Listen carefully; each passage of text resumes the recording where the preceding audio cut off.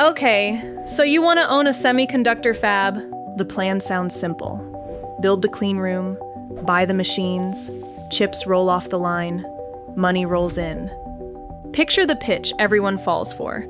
A building the size of an airport, machines worth more than most cities' annual budgets, customers in phones, cars, and computing holding checks before you've even broken ground.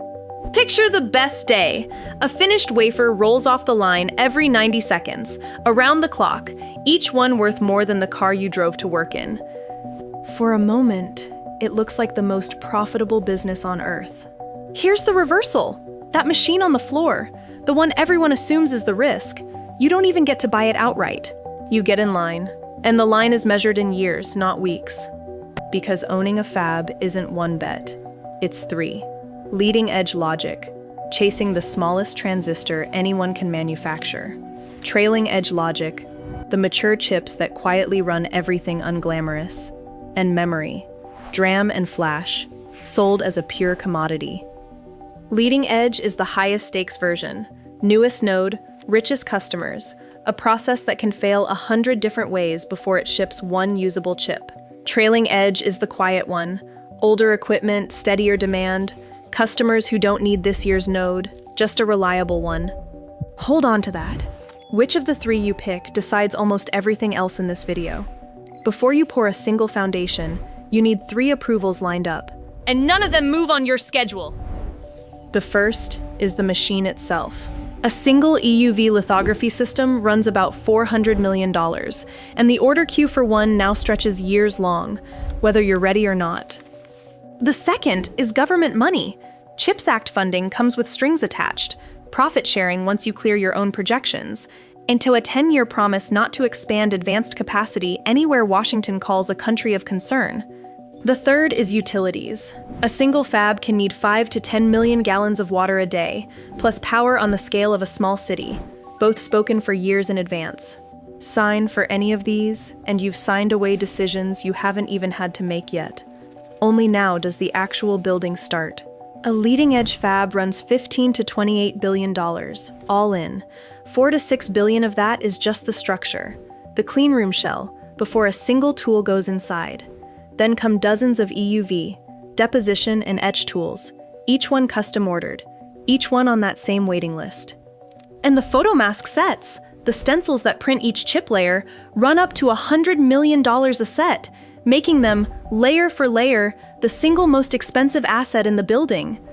None of that makes a single chip yet. It just buys you the right to start trying. Running it takes thousands of specialized engineers, process, yield, equipment specialists who took a decade each to train, and who every competitor is also trying to hire. And a new fab doesn't open at full output. Yield climbs slowly, quarter by quarter, toward the number that actually pays for the building. Early wafers can lose money outright. By the time it's running, operating costs alone sit around $1.5 to $2 billion a year. So which do you build? Leading edge or trailing edge? Comment below with your guess before I tell you. Leading edge commands the highest prices and the deepest pocketed customers on Earth. It also depreciates the fastest and forgives nothing. Every leading edge tool is racing a clock. $20 billion of equipment gets written down over just 5 to 7 years, because by then a newer node has made it obsolete. Miss your ramp schedule, and you're paying that clock down on a building that isn't earning yet. Trailing edge never depreciates that violently. Cheaper machines, longer useful life, steadier customers who aren't chasing the newest node. The tortoise, not the hare. Location changes the math as much as the node does. Build in Taiwan, where the supply chain, the permitting, and the skilled labor already sit stacked on top of each other, and both cost and timeline roughly halve. Build in the United States instead, and costs roughly double. Construction labor, permitting, a supply chain you have to import piece by piece for the same building. That gap is exactly why governments offer incentives to build at home. Take the money, and you're also betting your economics on a subsidy program outlasting the next election. Revenue depends on who's actually buying. Land one anchor customer, a hyperscaler ordering years of capacity on contract, and you can run at 80% utilization from day one. That single signature is worth more than any equipment discount you'll ever negotiate. Fill the rest with spot market buyers, customers who show up when they need capacity and vanish the moment they don't. Lose that one anchor though, and utilization doesn't dip. It falls off a cliff. The fixed costs on that building don't notice. They're due whether the fab runs at 80% or 30%. Then there's the variable nobody in the boardroom controls at all. A single rule from the US Commerce Department about who's allowed to buy what you make can redraw your entire addressable market overnight, with no vote from you. It's happened over and over. Tightened in 2022, tightened again through the years after, loosened in December 2025, when advanced AI chips were cleared for sale again, and within months, already headed back toward tightening. There is no version of this where the policy holds still long enough to plan 5 years around it. Whatever your market looks like the day you break ground isn't guaranteed to be your market by the day you ship. Which raises the real question: how does an established chipmaker end up liquidated? In 2006, Infineon spun off its memory division into a new company called Qimonda, a dedicated DRAM maker, briefly the world's second largest, built to compete purely on price. DRAM is a commodity.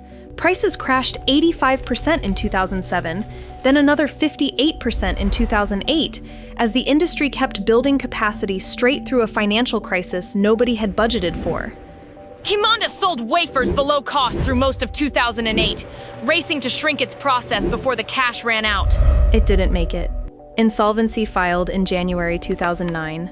About 12,000 jobs gone, worldwide, in one filing.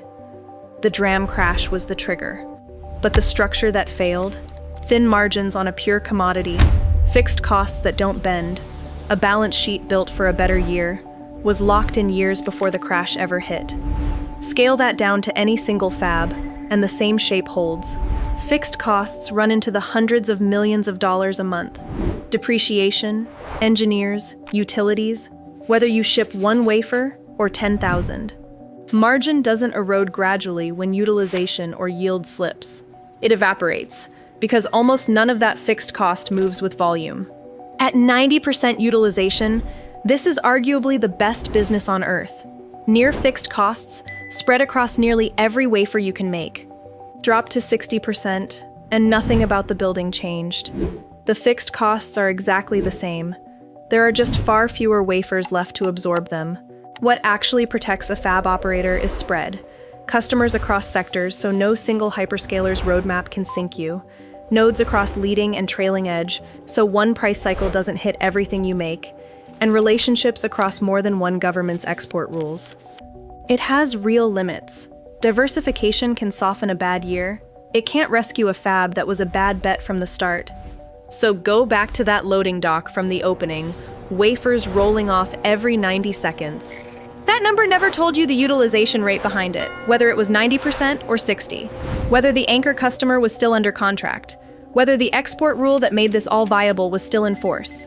Everything that decided whether that fab made money or lost it was locked in years earlier, in a machine order placed before the building existed, a customer contract signed before the clean room was sealed, and a policy nobody at the company was ever allowed to vote on. If you want the next teardown, pick the business, put it in the comments, and subscribe so you don't miss it.